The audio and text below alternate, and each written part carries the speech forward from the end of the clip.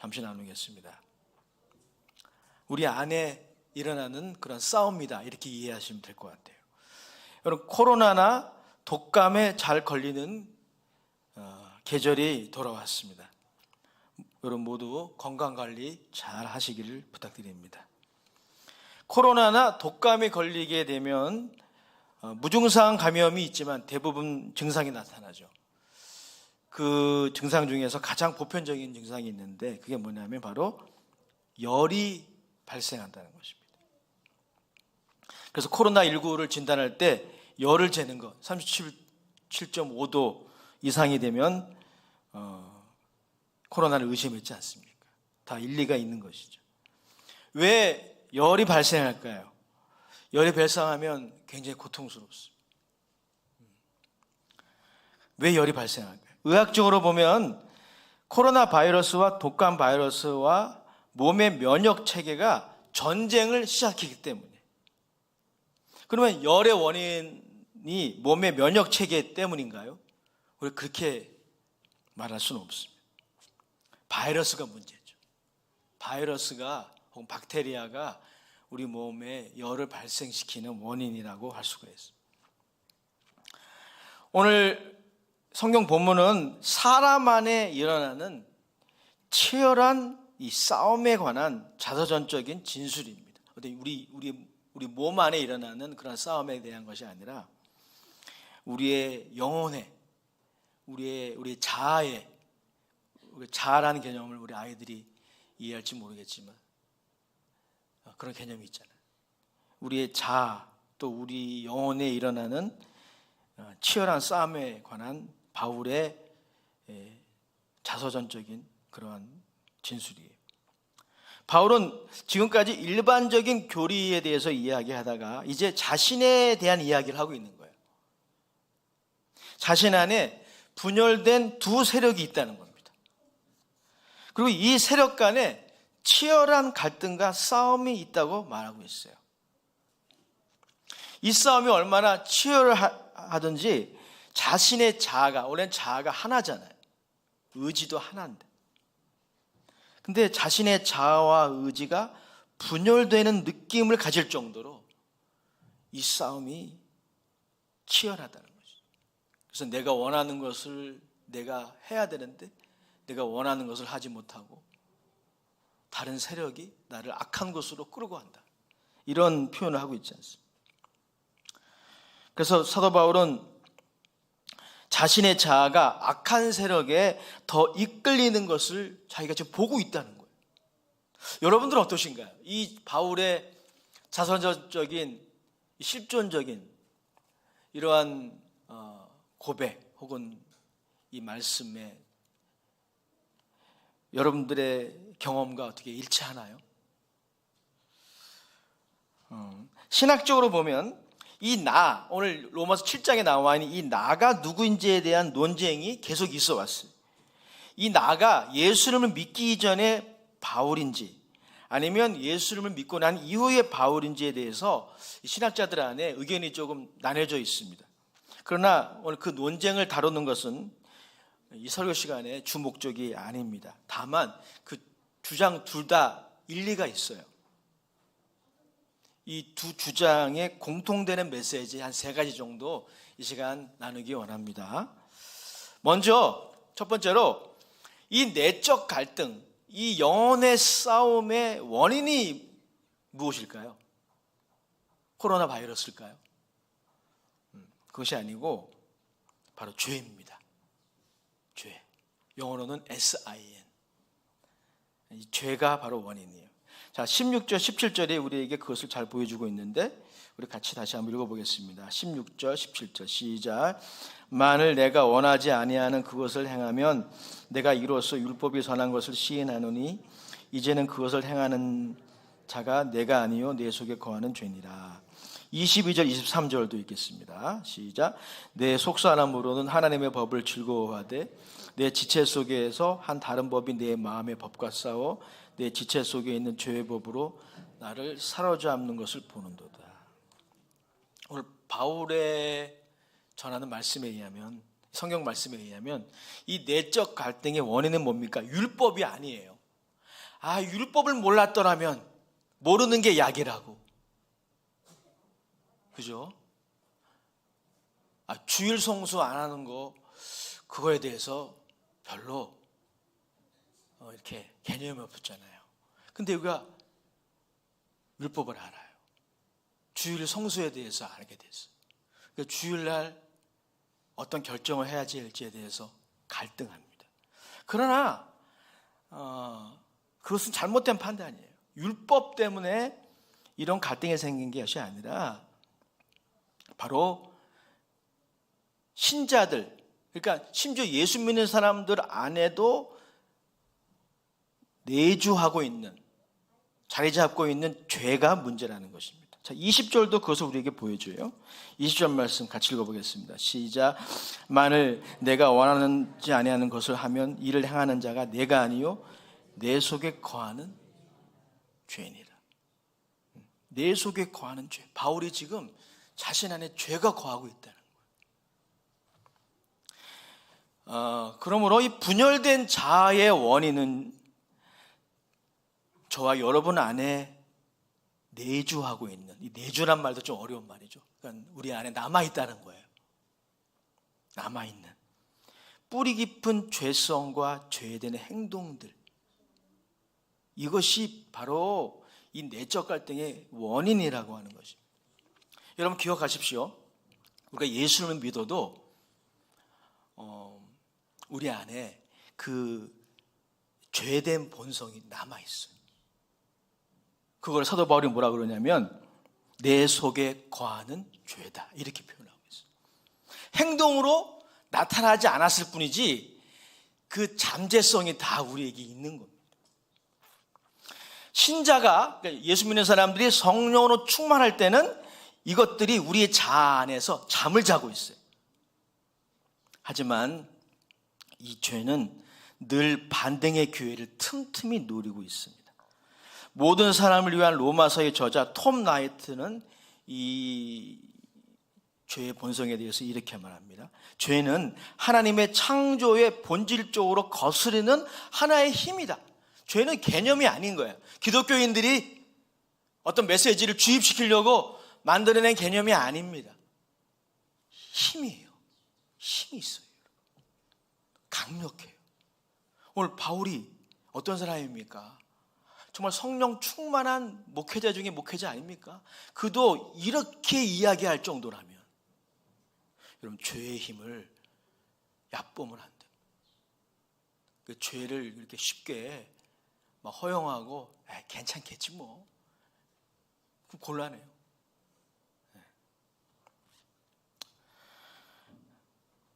그럼 죄는 톰 나트에 의하면 이런 거예요. 선택된 백성을 망치는 일을 항상 몰두합니다. 어떻게 하면 하나님의 백성들이 망하게 할까?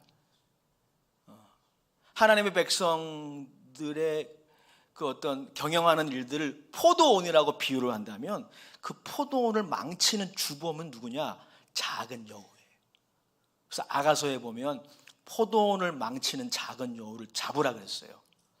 실제로 보니까 포도원에 그 포도가 맺히기 전에 꽃이 핀데요, 그 꽃을 따먹으면 안 돼요. 여우가 다 따먹는답니다. 여우가. 이 여우가 바로 옆에 있는 아무개가 아니고요, 여러분 안에 있어요. 여러분 안에, 심지어 아동 박성들 마음 안에도 있는 거예요. 이처럼 우리 안에 치열한 내적 갈등은 죄의 힘의 강력함을 잘 보여주는 것입니다. 신자는 적어도 율법을 즐거워합니다. 우리가 신자이기 전에, 예수 믿기 전에는 그렇지 않았지만 예수 믿고 난 다음에는 우리 하나님의 율법을, 말씀을 즐거워하고 사랑하지만, 그리고 그 말씀대로 살기를 원해요. 하지만 그것을 무색하게 할 만큼 죄의 힘이 강력합니다. 그리고 끈질겨요.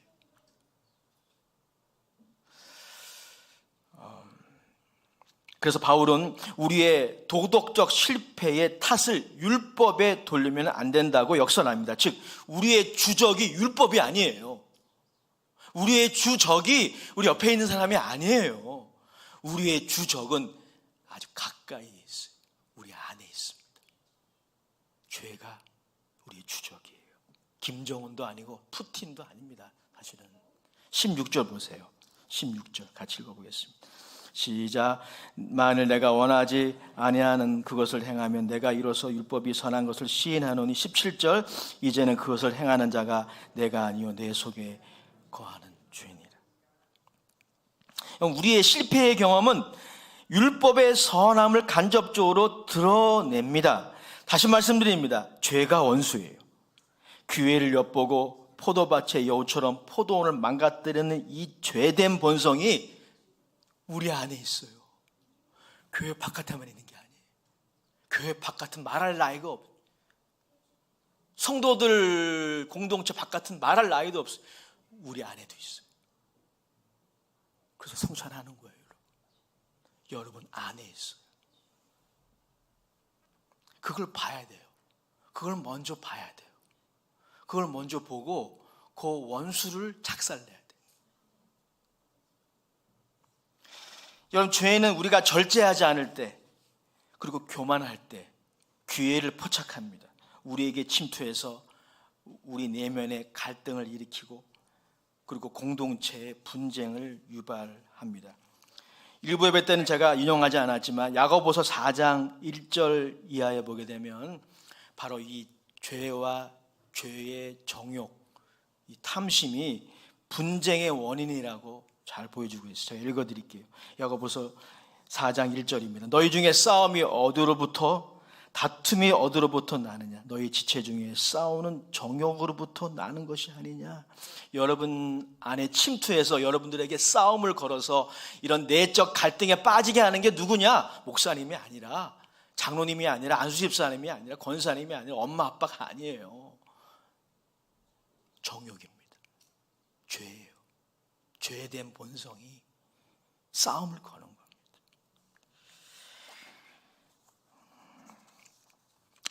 두 번째 메시지를 같이 나누겠습니다. 두 번째 메시지는 뭐냐면 이 내적 갈등이 저와 여러분들의 경험이지만, 분명한 경험, 이게 우리 현실이에요. 바울이 그것을 보여줘요. 구원받았지만, 예수님을 믿지만 이 내적 갈등의 경험을 우리가 하면서 살아요.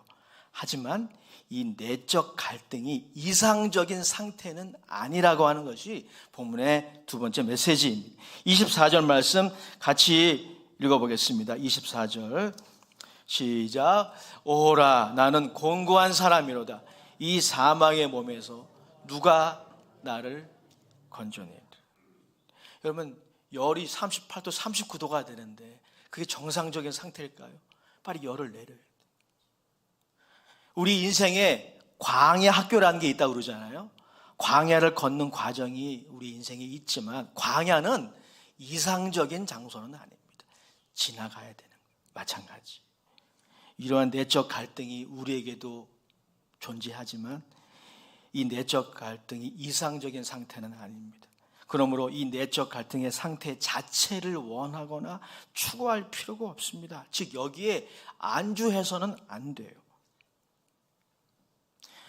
요즘 아시안게임 하고 있잖아요. 아시안게임에 임하는 국가대표 선수들이 일부러 패배하려고 경기에 참여하겠습니까? 그렇지 않습니다. 패배를 원하고 추구해야 할 목표라고 누가 생각할 수 있겠습니까? 그것은 위선이죠. 패배보다 승리가 좋은 것입니다. 그러므로 이 내적 갈등은 우리에게 충분히 있을 수 있지만 이상적인 상태가 아니에요. 그럼 본문의 메시지는 무엇입니까? 우리 모두 끊임없이 죄와의 싸움을 해야 한다는 것입니다. 죄와의 싸움. 갈라디아서 5장 17절도 신자의 삶, 즉 그리스도인의 삶은 예수 믿자마자 모든 것이 해결되고 완전해지는 삶이 아니라 끊임없는 성장과 성숙의 삶이라는 것이죠.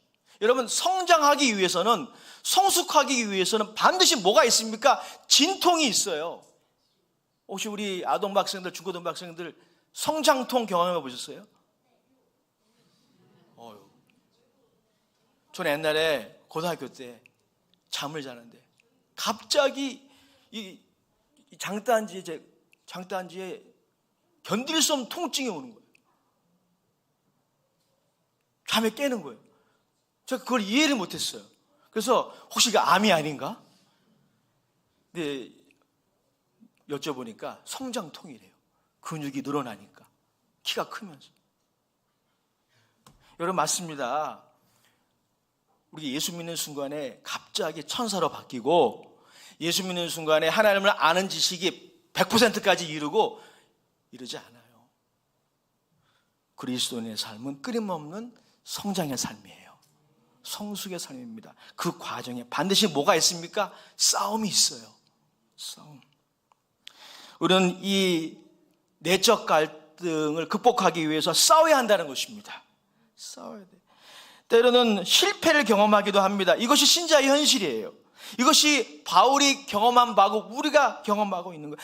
내가 원하는 바 선은 행하지 아니하고 내가 원하지 않는 악을 행하는도다. 이게 실패죠. 이게 바울의 경험이라면 우리의 경험이기도 한 것입니다. 이것이 우리의 경험이지만 승리를 향해 계속 분투하는 군인이 좋은 군인인 것처럼, 게임에서 지지만 다시 도전하는 선수가 좋은 선수인 것처럼, 우리는 여러분 이 내적 갈등을 극복하기 위해 싸워야 합니다. 만약에 이 내적 갈등에 신실하게 임하고 또 우리가 경험한 실패에 바르게 반응하지 않는다면 우리는 계속 이 내적 갈등 가운데 머물러 있게 되고, 그때마다 여러분들에게 감소하는 게 있어요. 구원의 확신입니다. 왜 구원 받았는데 구원의 확신이 이렇게 약합니까? 싸우지 않아서요. 내적 갈등 가운데 자신의 연약함을 합리화하면서 거기 계속 머물면서 구원의 확신을 어떻게 누릴 수 있겠습니까? 싸워야 되는 거죠. 싸워야 돼. 로마서 강해 저자 박영선 목사가 옳게 진단한 것처럼 회개라고 하는 것은 이러한 패배, 이 도덕적인 패배에 대해서 후회하고 슬퍼하고 그걸 이야기하는 것만이 아니에요. 회개는 뭐냐면 지는 것에서 이기는 것으로 한 걸음 내딛는 것입니다. 이게 회개예요. 지는 것에서 이기는 것으로 한 걸음만, 아니 한 걸음만이라도 내딛는 것. 그게 회개입니다. 이 전투 과정은 실패와 좌절의 연속이 될 것입니다. 그러나 실패를 빨리 잊고 다시 일어나야 합니다. 복음과 하나님의 구원이라는 책의 저자 존 파이퍼는 이러한 내적 갈등 가운데 있는 우리에게 다음과 같은 질문을 하는데 귀담아 들어야 할 질문입니다. 여러분, 내적 갈등을 경험하는 여러분들이 스스로에게 이런 질문을 해보아야 돼요. 우리가 당하는 패배를 미워합니까? 여러분이 이 내적 갈등 가운데 패배했어요. 여러분이 원하는 그 말씀 순종을 하지 못하고 죄를 졌어요. 패배입니다. 그걸 미워하셔야 돼요. 그걸 미워해야 돼요. 그걸 혐오해야 돼요. 색깔이 다른 사람, 나랑 문화가 다른 사람, 나랑 생각이 다른 사람을 혐오할 것이 아니에요. 이걸 혐오해야 돼요. 당신은 죄악된 상토로 인해 낙담하며 부르짖습니까? 여러분들이 오늘 경험한 패배에 대해서 마음을 찢어가며 기도하고 있습니까? 그거 해야 돼요.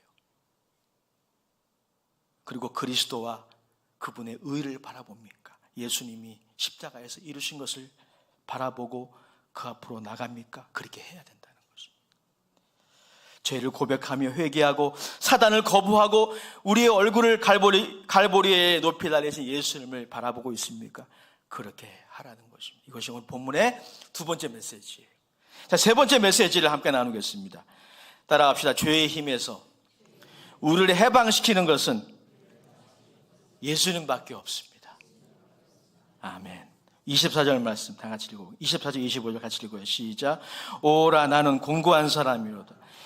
이 사망의 몸에서 누가 나를 건져내랴. 우리 주 예수 그리스도로 말미암아 하나님께 감사하리로다. 그런즉 내 자신이 마음으로는 하나님의 법을, 육신으로는 죄의 법을 섬기노라. 이 싸움의 과정이 치열하지만 그 결과가 긍정적일 수밖에 없는 이유가 있다는 거예요. 할렐루야. 이 싸움이 여러분에게 분명히 있어요. 이 갈등이 여러분에게 있을 거예요. 이 싸움이 여러분들 지기도 할 거예요. 하지만 이 싸움의 종착역이 긍정적입니다. 왜냐하면 예수 때문에. 예수님 때문에. 예수님께서 우리를 죄의 권세에서 자유하게 하셨기 때문입니다. 예수님이 십자가에서 죽으실 때 다 이루었다 하셨잖아요. 그 중에 하나가 이거예요. 아들이 너희를 자유케 하면 너희가 참으로 자유하리라. 진리를 알지니 진리가 너희를 자유하게 하리라. 할렐루야. 예수님이 계시기 때문에. 그래서 바울은 24절에 오호라 나는 곤고한 사람이로다. 이 사망의 몸에서 누가 나를 건져내리라고 이야기한 다음에 그걸로 끝나지 않고 탄식으로 끝나지 않고 25절에 감사 찬양으로 끝나고 있어요. 25절 다시 한번 읽어보겠습니다. 7장 25절 시작. 우리 주 예수 그리스도로 말미암아 하나님께 감사하리로다. 여기까지 읽겠습니다. 그는 오라 이 사망의 몸에서 누가 나를 건져내리라는 탄식에서 감사 찬양으로 바꾸고 있습니다.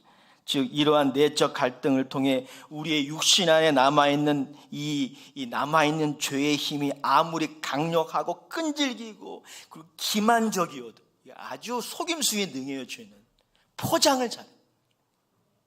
한 번만, 이번 한 번만 괜찮잖아. 이게 포장을 잘해. 그리고 끈질기. 죄의 힘이 그렇게 강력하다고 할지라도 예수님은 못 이깁니다. 믿으시나요? 예수님은 못 이겨요. 하나님의 사랑에 끈질김은 못 이깁니다. 우리를 포기하지 않고 하나님이 원하시는 그 목적지까지 우리를 이끄시는 하나님의 그 끈질긴 힘은 못 이깁니다, 여러분. 이게 은혜 아닙니까? 은혜가 여러분 뭐예요? 제가 좀 전에 인용했던 박영선 목사님이 은혜를 그렇게 정의했어요. 은혜는 뭐 좋은 거, 뭐 기분 좋은 거, 뭐 눈물 나오는 거. 여러분 은혜는 뭐냐면요, 이거예요. 박영선 목사님의 정의에 의하면 하나님이 원하시는 목적까지 끌어가는 거예요.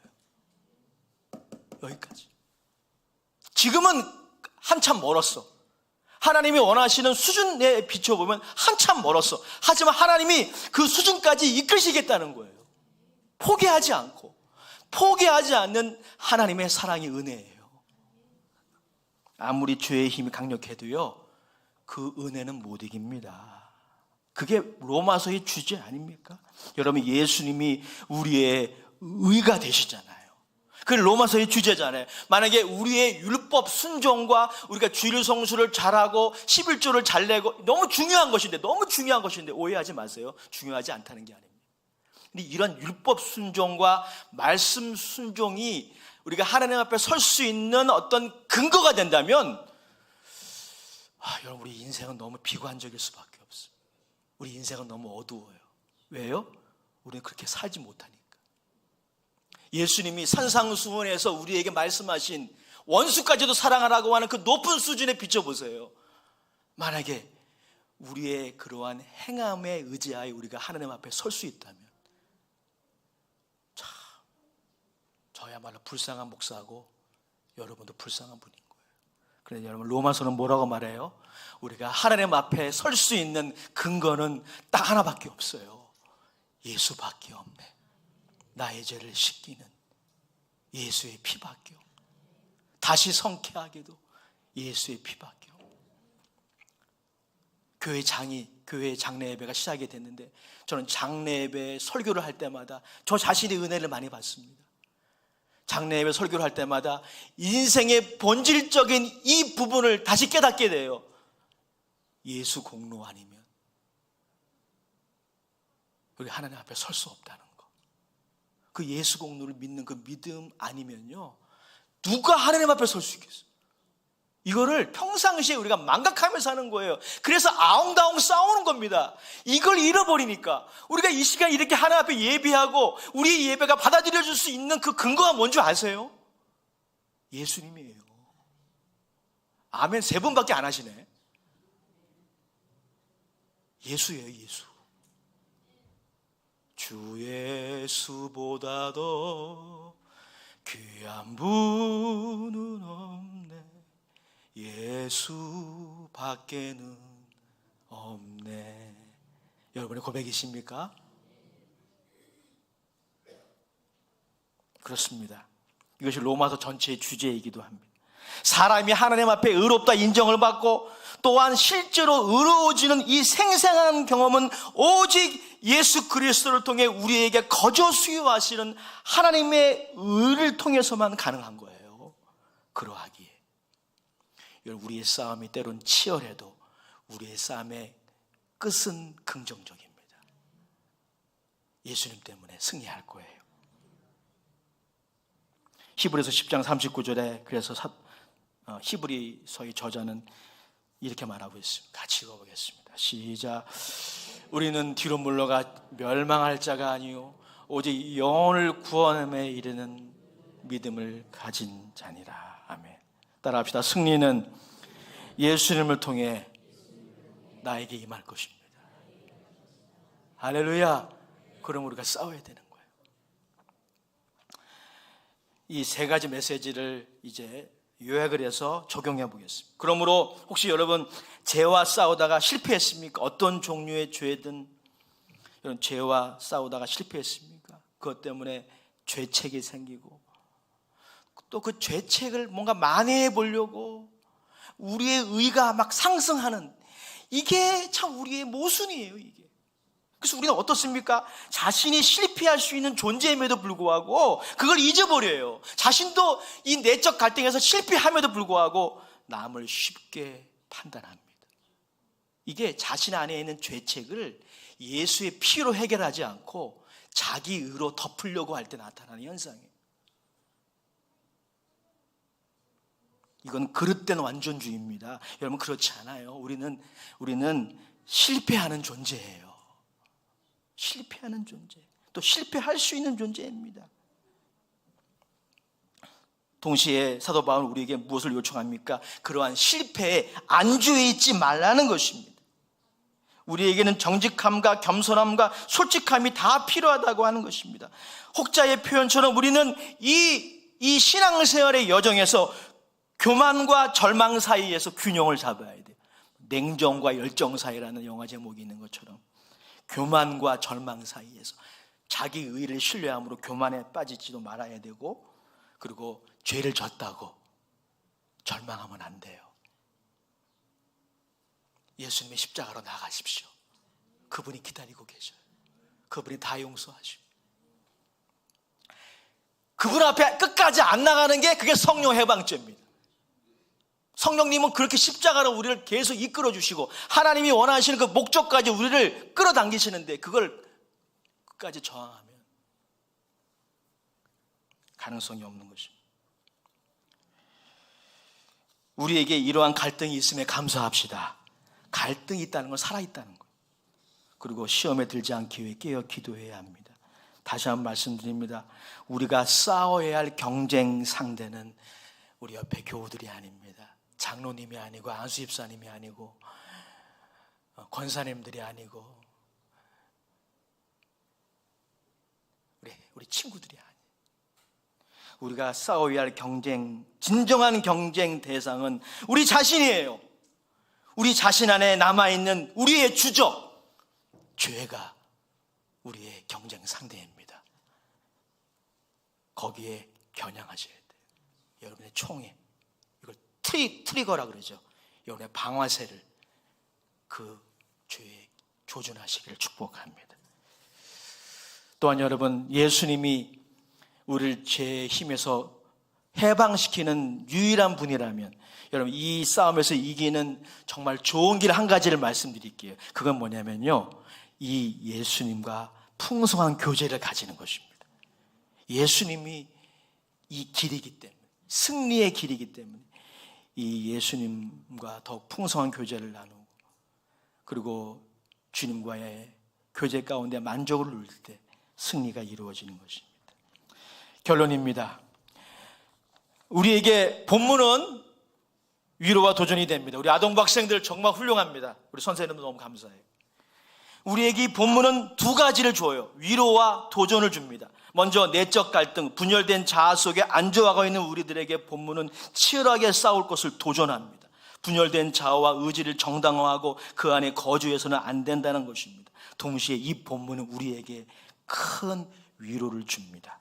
바울에게도, 그 성령 충만했던 바울에게도 이러한 갈등이 있었다는 거 아닙니까? 우리에게 위로가 되는 거죠. 베드로도 마찬가지. 베드로도 성령 충만함에도 불구하고 실수도 많이 했어요. 성령 충만한 바울과 사도 베드로에게도 이런 일이 있었다는 것은 우리에게 위로가 되지 않을 수 없습니다. 그러나 무엇보다 위로가 되는 것은 우리가 율법의 행함으로가 아니라 하나님의 의의 선물이신 예수 그리스도를 통해 하나님 앞에서 의롭다함 여기심을 받고 삶에서 거룩한 열매를 맺게 되기에, 예수님 때문에 그렇게 되기에 위로가 있는 것입니다. 우리는 날마다 따라합시다. 예수 그리스도를 즐거워하고 그분을 받아들이고 그분을 맛보고 그분과 친밀한 교제를 누립시다. 그래서 주 예수보다도 귀한 분은 없습니다. 이 고백이 여러분 안에 충만해지시기 바랍니다. 오늘 저는 설교를 준비하면서 그 찬양의 가사를 하나님이 기억나게 하셨어요. 주 예수보다도 귀한 분은 없습니다. 이 고백이 여러분의 중심의 고백이 되고 충만한 고백이 될 때 죄의 바이러스가 들어와도 맥을 못 추는 것입니다. 이러한 은혜가 여러분 모두에게 다시 한번 있기를 주의 이름으로 축원합니다. 아버지 하나님, 은혜와 사랑을 감사합니다. 오늘 추석 연휴이지만 거룩한 주일을 성수함으로 하나님께 예배하는 주의 백성들을 축복하옵소서. 예수 그리스도 그분이 우리의 기회이시고 우리의 승리가 되심을 다시 한번 고백합니다. 그래서 주 예수보다도 귀한 분은 없습니다. 이 고백으로 충만한 이 시간 다 되게 하여 주시옵소서. 죄의 권세와 힘에 눌린 사람들이 있습니까? 오늘 성찬의 떡과 포도주를 먹고 마실 때 자유함을 얻게 하시고 십자가의 보혈의 능력으로 다시 회복되게 하여 주시옵소서. 예수님의 이름으로 축복하며 기도드립니다. 아멘. 이 시간에는 우리 성찬을 대하는 시간입니다. 우리 성찬을 준비하는 마음으로 오늘 말씀을 생각하며, 주님, 이 내적 갈등 가운데, 이 선한 싸움 가운데 승리할 수 있는 유일한 길은 예수밖에 없습니다. 오늘 배웠습니다. 그 예수님을 더욱 받아들이고 즐거워하며 누리는 우리 모두가 되어서 이 선한 싸움에서 승리함으로 우리 더욱 성숙과 성장을 향해 나갈 수 있도록 해달라고 우리 말씀을 생각하면서 우리 성찬을 준비하는 마음으로 기도할 때 우리 성찬위원들은 준비해